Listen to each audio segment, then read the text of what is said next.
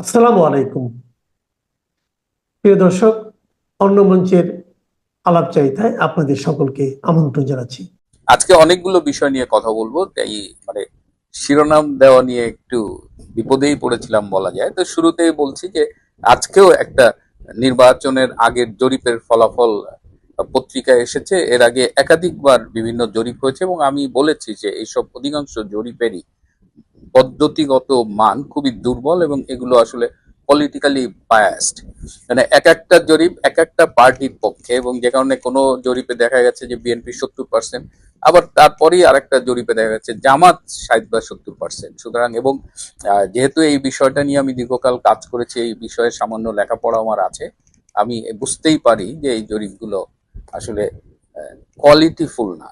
তো আজকের জরিপে দেখা গেছে যে এটি করেছে ইনোভেশন কনসাল্টিং নামে একটা প্রতিষ্ঠান, এবং তারা বলছেন যে 47.6% মানুষ মনে করেন যে তারেক রহমান আগামীতে বাংলাদেশের প্রাইম মিনিস্টার হবেন। তো কদিন আগেই এমিনেন্সের একটা জরিপে দেখলাম যে 70% মানুষ বিএনপি কে ভোট দিতে চায়। তো 70% মানুষ ভোট দিতে চায়, আর এই জরিপ বলছে 47.6% মানুষ তারেক রহমানকে প্রধানমন্ত্রী দেখতে চায়। তাহলে ঘটনাটা কি?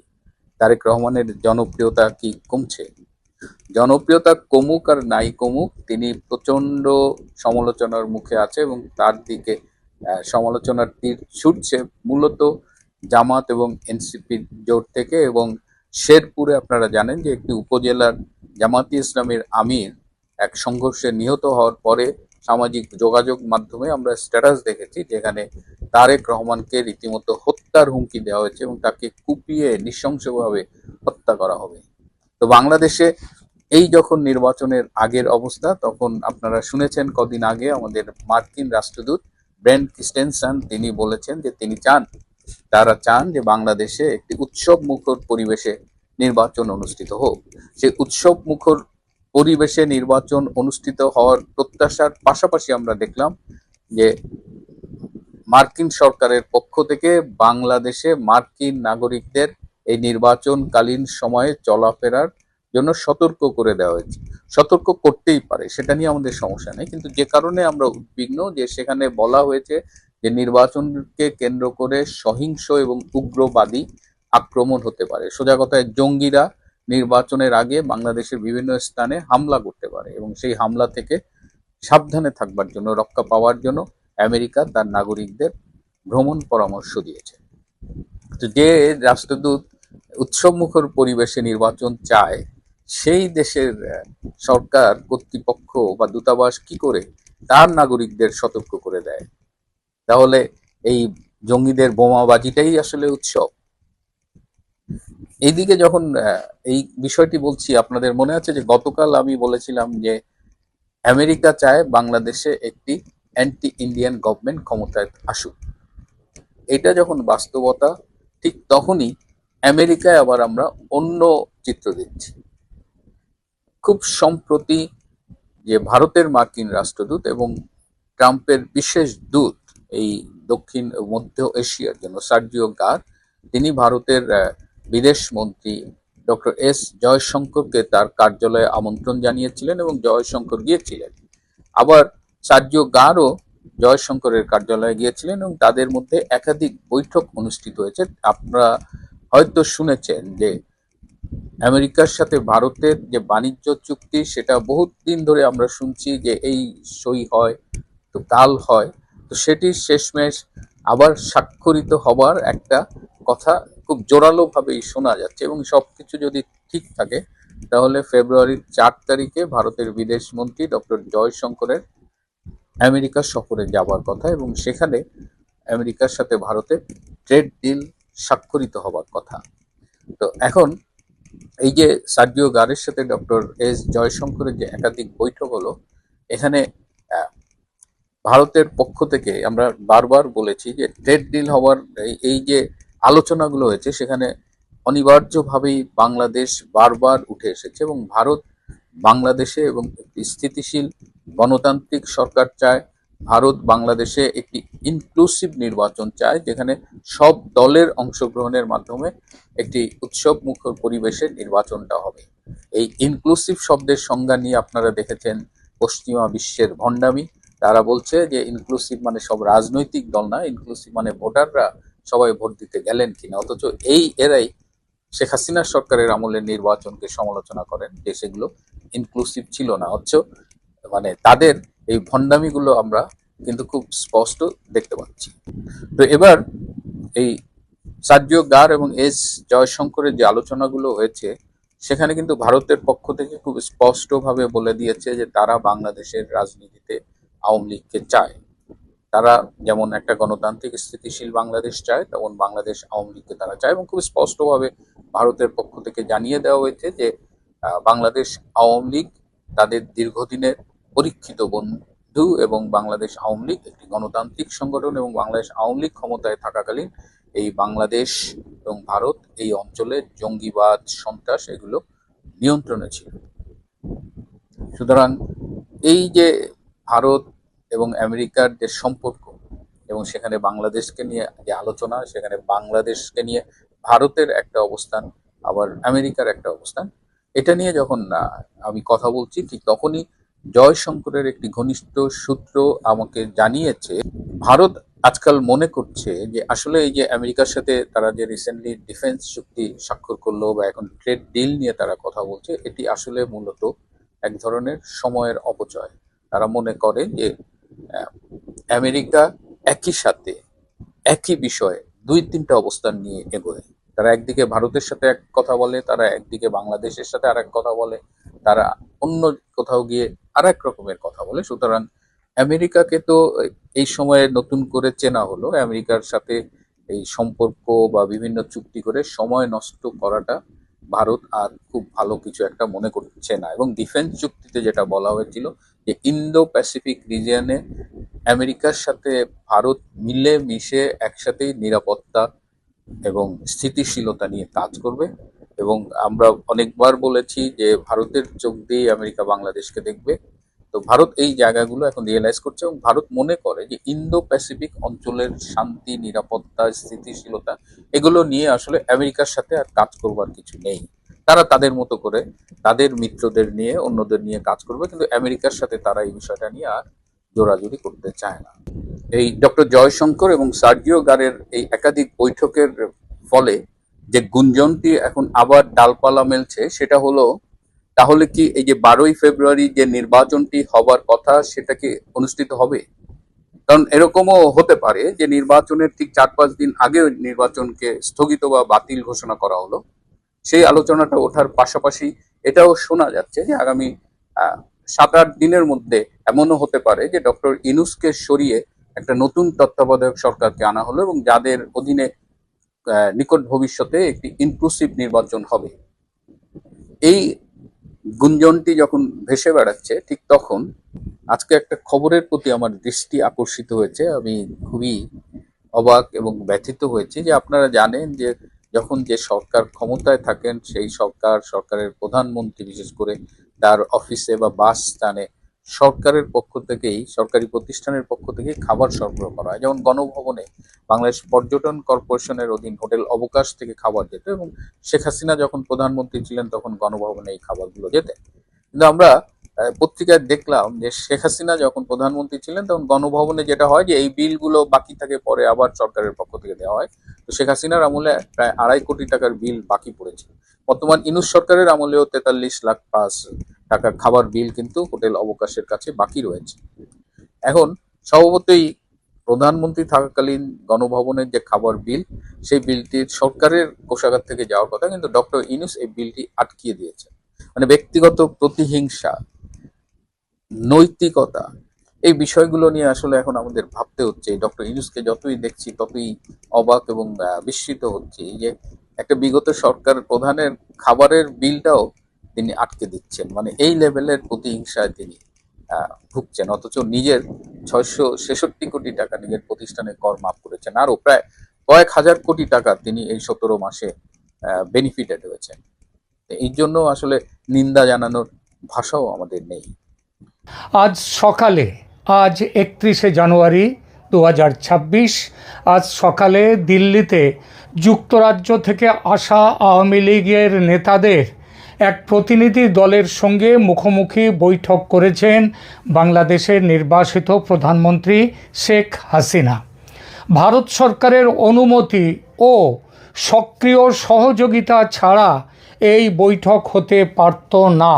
অর্থাৎ গত কিছুদিন ধরে একের পর এক শেখ হাসিনার বিভিন্ন সংবাদ সম্মেলন ইত্যাদি নিয়ে যেভাবে ভারতে আওয়ামী লীগ সক্রিয় হয়ে উঠেছে এবং এই সক্রিয় হওয়ার বিরুদ্ধে যেভাবে বাংলাদেশের বর্তমান অন্তর্বর্তী সরকার বিরোধিতা করছে, ভারত তাকে বিন্দুমাত্র আমল দিল না, এটা বুঝে যাওয়া যায় এই ঘটনা থেকে।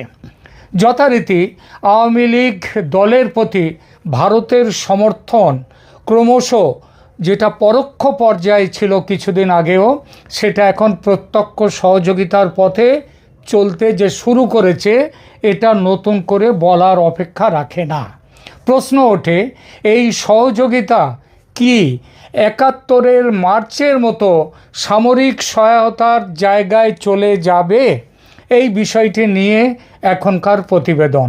তবে প্রথমে এই বৈঠকের খবরটির কিছু বিবরণ দিয়ে শুরু করি আলোচনা। আজ ৩১শে জানুয়ারি ২০২৬ দিল্লির একটি সুরক্ষিত বাসভবনে শেখ হাসিনার সঙ্গে যুক্তরাজ্য আওয়ামী লীগের ব্রিটেনের আওয়ামী লীগ নেতাদের বৈঠকের খবরটি বেশ চাঞ্চল্য তৈরি করেছে।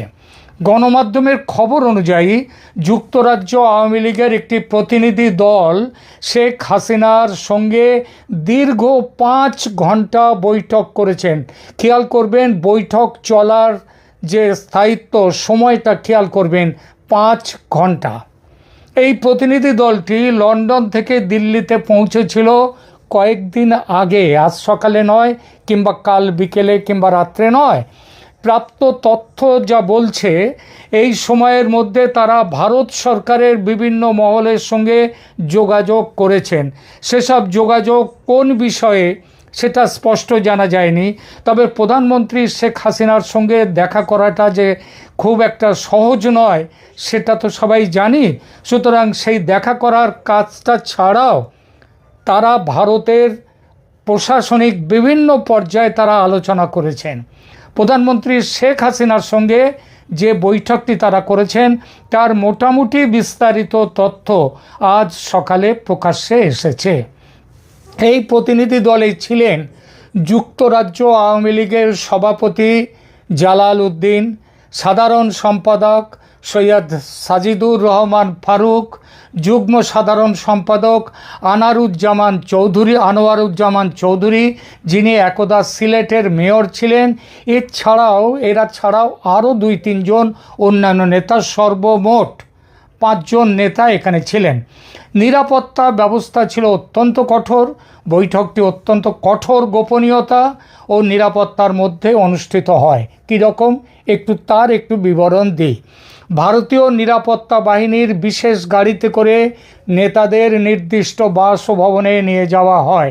সেখানে তাদের মোবাইল ফোন বা অন্য কোনো ইলেকট্রনিক ডিভাইস সঙ্গে রাখার অনুমতি ছিল না, সেগুলো জমা রেখে দেওয়া হয়। কিন্তু ফলে যে পুরো আলোচনার পুঙ্খানুপুঙ্খ বিবরণ কোনো জায়গা থেকে পাওয়ার কোনো উপায় নেই। তবে বৈঠকে উপস্থিত নেতাদের বরাতে যা জানা গেছে, এক হচ্ছে শেখ হাসিনাকে যথেষ্ট আত্মবিশ্বাসী ও দৃঢ় প্রতিজ্ঞ মনে হয়েছে। দীর্ঘ নির্বাসনে থাকলেও তিনি মানসিকভাবে আদৌ ভেঙে পড়েননি, এখনও বজ্রের মতো শক্ত এবং কঠোর আছেন। তবে আগের তুলনায় তার শরীরের ওজন কিছুটা কমেছে বলে এই নেতারা জানিয়েছেন। আলোচনার বিষয় কী ছিল? বৈঠকে মূলত বাংলাদেশের বর্তমান রাজনীতিক পরিস্থিতি এবং আসন্ন ১২ই ফেব্রুয়ারির নির্বাচন নিয়ে তাদের মধ্যে আলোচনা হয়েছে। এই নির্বাচনের প্রেক্ষিতে আওয়ামী লীগ নেতাকর্মীদের কী দায়িত্ব, সেটাও সেখানে আলোচনা হয়েছে। শেখ হাসিনা দলীয় নেতাকর্মীদের মনোবল শক্ত রাখার এবং পরিবর্তিত পরিস্থিতিতে ঐক্যবদ্ধ থাকার নির্দেশ দিয়েছেন বলে জানা গেছে। নেতারা যারা ওখানে ছিলেন তারা বললেন আমাদের কাছে অনেক রকমভাবে অপপ্রচার চলছে যে আপনি নাকি এই আপনার যে নেতৃত্ব ছেড়ে আপনি রাজনীতি থেকে বিদায় নেওয়ার কথা ভাবছেন। এটা তারা জানতে চেয়েছিলেন শেখ হাসিনার কাছে। শেখ হাসিনা স্পষ্ট বলেছেন যে এরকম কোনো চিন্তা ভাবনা তিনি আদৌ করেননি এবং আগামী দিনে যতদিন না বাংলাদেশকে তিনি উদ্ধার করতে পারবেন এই ইউনূসের কাছ থেকে, এই সরকারের কুশাসন থেকে উদ্ধার করতে না পারবেন, যতদিন না দেশকে আবার উন্নতির পথে এগিয়ে নিয়ে যেতে পারবেন, মানুষের চোখের জল মুছে নেওয়ার ব্যবস্থা করতে পারবেন, ততদিন তিনি কোনো রকম অবসর নেওয়ার কথা ভাবছেন না এবং ভাববেন না। তিনি বরং বলেছেন যে নেতাকর্মীদের মনোবল শক্ত রাখার এবং পরিবর্তিত পরিস্থিতিতে ঐক্যবদ্ধ থাকার নির্দেশ দিয়েছেন বলে জানা গেছে এবং এটাও বলেছেন এখন থেকে তিনি নিয়মিত নির্দেশ সমস্ত কিছু পাঠাবেন। আরও জানা গেছে আগামী 2-1 দিনের মধ্যে বড় কিছু ঘটার সম্ভাবনা আছে বাংলাদেশে। সেই পরিস্থিতি এলে দলের কি করণীয় হবে দেশে ও বিদেশে সে সম্পর্কে আলোচনা ও সিদ্ধান্ত হয়েছে। তিনি ব্রিটেনের এই প্রতিনিধি দলকে আরও বলেন যে আন্তর্জাতিক আদালতে ইন্টারন্যাশনাল যে ক্রাইমস কোর্ট যেগুলো রয়েছে সেইখানটাতে তাদেরকে আরও সক্রিয় হওয়ার জন্যে এবং এই সরকারের বিরুদ্ধে আইনগত ব্যবস্থা নেওয়ার জন্যে সমস্ত ব্যবস্থা নেওয়ার কথা তিনি সেখানে নতুন করে বলেছেন। এই প্রসঙ্গে 12ই ফেব্রুয়ারি বাংলাদেশে ত্রয়োদশ জাতীয় সংসদ নির্বাচন এবং জুলাই চার্টার নিয়ে যে সাংবিধানিক গণভোট অনুষ্ঠিত হতে যাচ্ছে সেই প্রেক্ষাপটে ভারতের সম্ভাব্য ভূমিকা সম্পর্কে যুক্তরাজ্যের প্রতিনিধিদের অবহিত করেন শেখ হাসিনা। তিনি আরও বলেন যে ভারত বাংলাদেশে এতদিন ওয়েট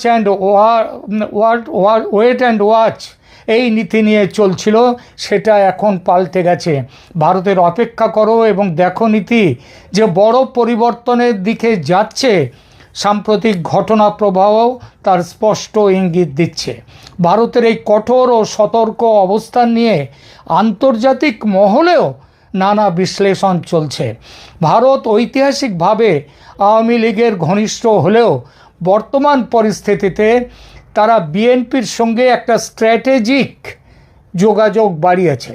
ভারত চাইছে বাংলাদেশে একটি স্থিতিশীল সরকার থাকুক যারা ভারতের উত্তর পূর্বাঞ্চলের নিরাপত্তা এবং দুদেশেরই বাণিজ্যিক স্বার্থ রক্ষা করবে। নির্বাচনকালীন সহিংসতা এবং সংখ্যালঘু সম্প্রদায়ের নিরাপত্তা নিয়ে ভারত যে ভয়ঙ্কর রকমের উদ্বেগের মধ্যে আছে সেটা তিনি জানিয়েছেন এবং তিনি এটাও জানিয়েছেন এই উদ্বেগ থেকে বাঁচার জন্য ভারত যে কোনো কড়া ব্যবস্থা নিতে পারে। ভারতীয় কূটনীতিকরা আন্তর্জাতিক মহলে এবং বর্তমান অন্তর্বর্তীকালীন সরকারের সঙ্গে আলোচনায় সংখ্যালঘুদের সুরক্ষা নিশ্চিত করার উপর গুরুত্ব দিয়েছেন বারবার, কিন্তু এই সরকার তা কিছুই করতে পারেনি। দিল্লি থেকে শেখ হাসিনার সাম্প্রতিক অডিও বার্তা এবং রাজনৈতিক কর্মকাণ্ডে অন্তর্বর্তীকালীন সরকার তীব্র ক্ষোভ প্রকাশ করেছে। ঢাকা থেকে জানানো হয়েছে যে ভারতের মাটিতে বসে হাসিনাকে রাজনৈতিক বক্তব্য দিতে দেয়া প্রতিবেশী সুলভ আচরণের পরিপন্থী। ভারত এখন একদিকে হাসিনাকে আতিথেয়তা প্রদান করছে, অন্যদিকে ঢাকার বর্তমান ক্ষমতায় যারা আছেন তাদের সঙ্গে কোনো রকম তাদের সাথে সহযোগিতার পথ ছেড়ে দিয়েছে এবং এখন সহযোগিতা নয়, এখন ভারত ব্যবস্থা গ্রহণের পথের দিকে যে চলেছে সে ব্যাপারেও এই প্রতিনিধি দলকে পরিষ্কারভাবে জানিয়ে দিয়েছেন শেখ হাসিনা। ভারত সরাসরি নির্বাচনে হস্তক্ষেপ না করলেও তারা চায় একটি অংশগ্রহণমূলক নির্বাচন হোক বাংলাদেশে, কিন্তু আওয়ামী লীগ বর্তমানে নিবন্ধিত দল হিসেবে অংশ নিতে পারছে না, কারণ তাদেরকে নিষিদ্ধ রাখা হয়েছে।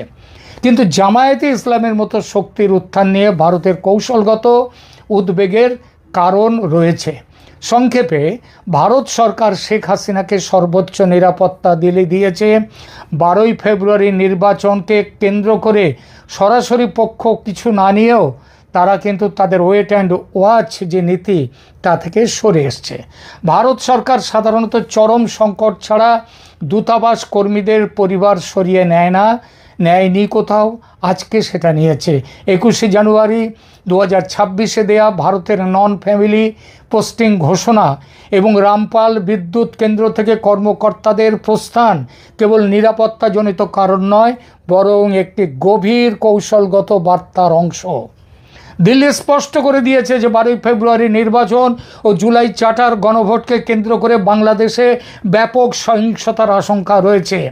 যুক্তরাষ্ট্র সরকারও একই আশঙ্কা থেকে আমেরিকা একই আশঙ্কা থেকে গতকাল অর্থাৎ 30শে জানুয়ারি বাংলাদেশে অবস্থানরত তাদের নাগরিকদের জন্য একটি জরুরি নিরাপত্তা সতর্কতা জারি করেছে। এতে কি বলা হয়েছে? 12ই ফেব্রুয়ারি নির্বাচনে রাজনৈতিক সহিংসতা, র্যালি এবং ভোট কেন্দ্রে হামলার আশঙ্কা রয়েছে। যুক্তরাষ্ট্র তাদের নাগরিকদের বাংলাদেশ ভ্রমণের ক্ষেত্রে লেভেল 3 পুনর্বিবেচনা ক্যাটেগরিতে রেখেছে।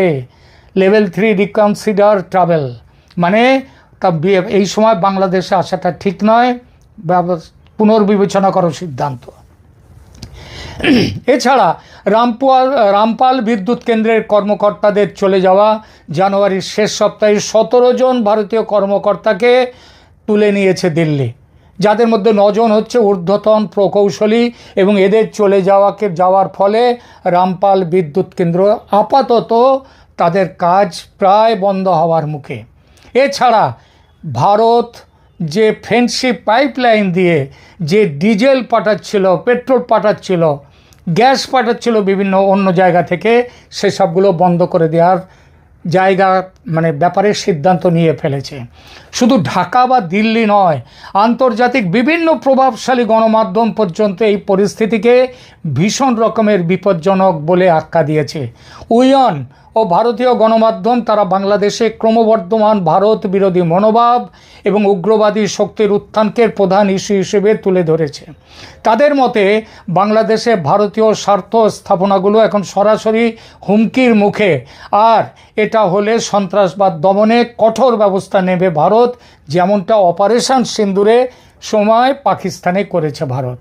ডয়েচে ভেলে ও বিবিসি তারা কি বলছে? ইউরোপীয় সংবাদ মাধ্যমগুলো বলছে বাংলাদেশ এখন একটা ক্রস রোডে দাঁড়িয়ে, একদিকে একটা সাজানো নির্বাচনের মাধ্যমে নিয়ন্ত্রিত গণতন্ত্রে, সুস্থ গণতন্ত্রে নয়, নিয়ন্ত্রিত গণতন্ত্রে ফেরার চেষ্টা, অন্যদিকে সাংবিধানিক সংস্কার নিয়ে জনমনে অসন্তোষ তীব্র। তারা ভারতের এই সরে আসাকে বাংলাদেশে নিরাপত্তা শূন্যতা বা সিকিউরিটি ভ্যাকুয়াম তৈরির পূর্বাভাস হিসেবে দেখছে। সাউথ চায়না মর্নিং পোস্ট তারা বিষয়টাকে আঞ্চলিক ভূরাজনীতির প্রেক্ষাপটে দেখছে।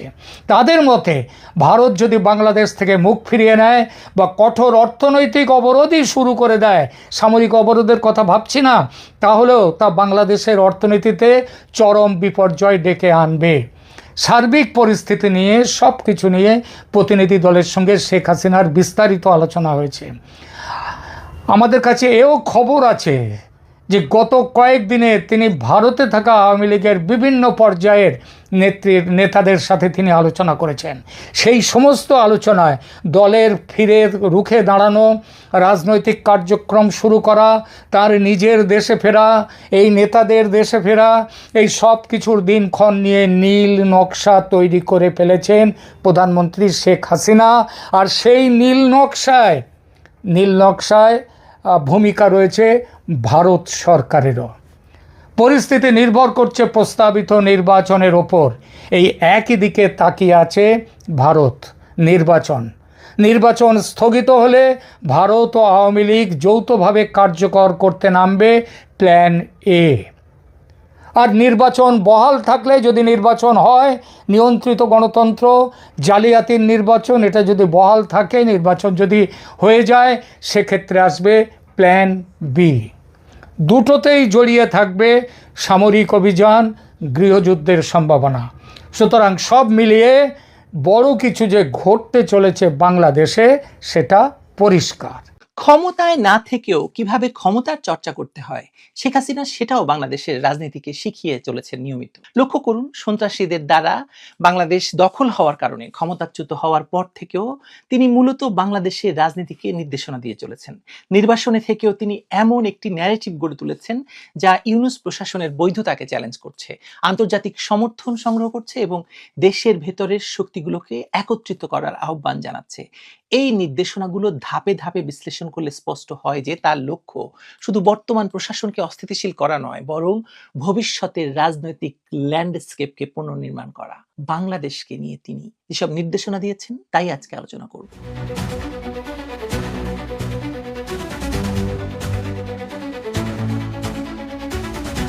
নির্বাসিত অবস্থাতেও শেখ হাসিনার প্রতিটি বক্তব্য বাংলাদেশের রাজনৈতিক চিত্রপটে ভূমিকম্প সৃষ্টি করছে। অ্যাসোসিয়েটেড প্রেসকে দেওয়া তার সাম্প্রতিক সাক্ষাৎকার এবং দিল্লিতে প্রদত্ত ভাষণ বিশ্লেষণ করলে দেখা যায় তিনি কেবল প্রতিক্রিয়া জানাচ্ছেন না, বরং পরিকল্পিত নির্দেশনা প্রদান করছেন।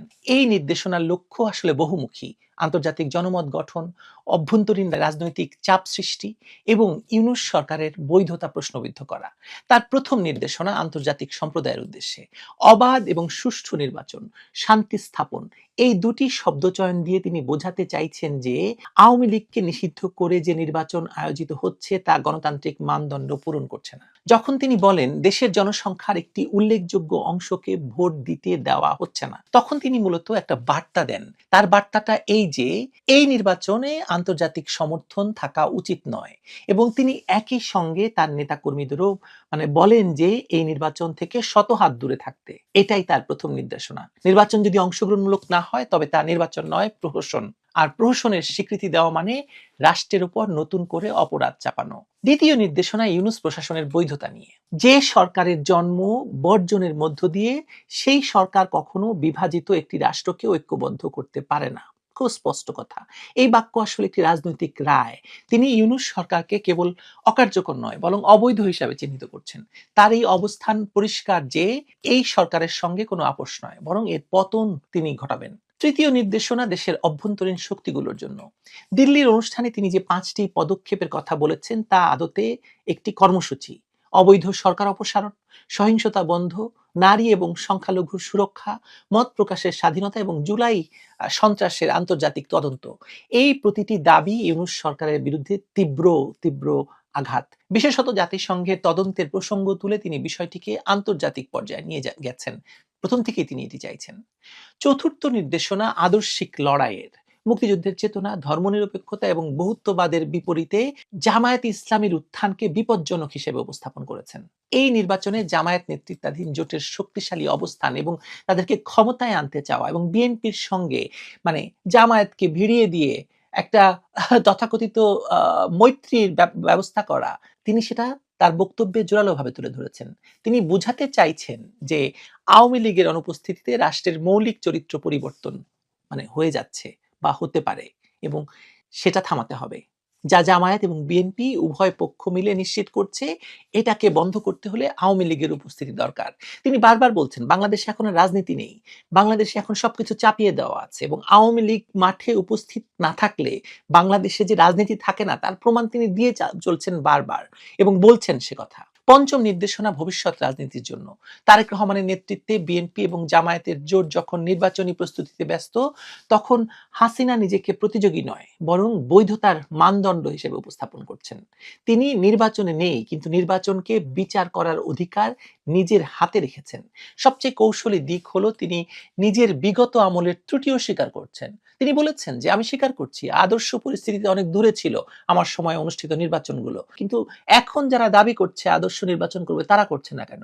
এই স্বীকারোক্তি কিন্তু তাকে দুর্বল করেনি, বরং তাকে তার নৈতিক উচ্চতা দিয়েছে। তিনি দেখাতে চাইছেন যে ভুল স্বীকার করার সাহস তার আছে, কিন্তু ইউনূস সরকারের নেই।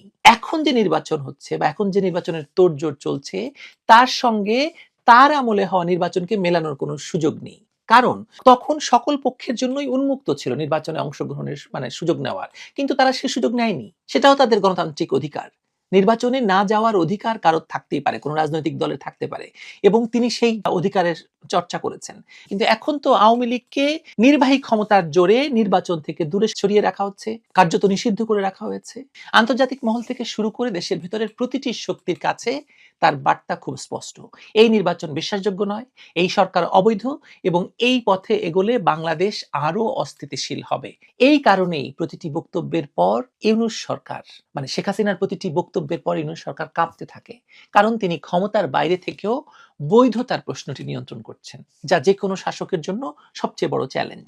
এই 5টি নির্দেশনা মিলে একটি কৌশলগত whole of a state approach তৈরি হয়েছে। তিনি নির্বাসনে বসে বাংলাদেশের ভেতরে সম্পূর্ণ প্রভাব বিস্তার করে আছেন, আন্তর্জাতিক গণমাধ্যম ব্যবহার করছেন দেশের ভেতরের বক্তব্য বাইরে পৌঁছাতে, এবং নিজের অতীত ভুল স্বীকার করে নৈতিক উচ্চতা দখল করতে। এই 3টি কাজ একসঙ্গে করতে পারলে কেবল রাজনৈতিক নেতাই নয়, রাষ্ট্রনায়ক হওয়া যায়, এবং শেখ হাসিনা তো আসলে একজন রাষ্ট্রনায়কই। শেখ হাসিনা এখন সেই অবস্থানে আছেন, ক্ষমতার বাইরে থেকেও তিনি ক্ষমতার ভাষা নির্ধারণ করছেন। ইউনূস সরকারের সমস্যা হলো তারা এই ভাষার প্রতিক্রিয়া জানাতে গিয়ে আরো দুর্বল হচ্ছে। তারা যখন বলছে হাসিনার বক্তব্য বাংলাদেশের অভ্যন্তরীণ বিষয়ে হস্তক্ষেপ, তখন তারা আন্তর্জাতিক মহলে নিজেদের অসহায়ত্ব প্রকাশ করছেন। বর্তমান সরকার, ইউনূসের সরকার প্রত্যর্পণ চুক্তির কথা বলে হাসিনাকে ফেরত চাওয়া আর সঙ্গে সঙ্গে তার বক্তব্য নিয়ে আপত্তি করা, এই দুটি জিনিস আসলে পরস্পর বিরোধী। তুমি যদি তাকে ফেরত চাও তবে তার বক্তব্যকে গুরুত্ব দেওয়া মানে দিচ্ছ, তাই না? আর যদি তার বক্তব্য গুরুত্বহীন হয় তবে ফেরত চাওয়াটা অর্থহীন। এই দ্বিচারিতা ইউনূস সরকারের নৈতিক ভিত্তিকে একেবারে দুর্বল করে দিয়েছে। সবচেয়ে বড় কথা হলো শেখ হাসিনা কথা বলছেন কারণ তিনি জানেন তার কথার শ্রোতা আছে। আমরা জানি প্রথম দিন শেখ হাসিনার যে বক্তব্য, সেটাতে 11 কোটি মানুষ সেদিনই দেখেছে, এবং তারপর থেকে এ পর্যন্ত সব মিলিয়ে প্রায় 30 কোটি মানুষ শেখ হাসিনার বক্তব্য দেখেছে, শুনেছে। দেশে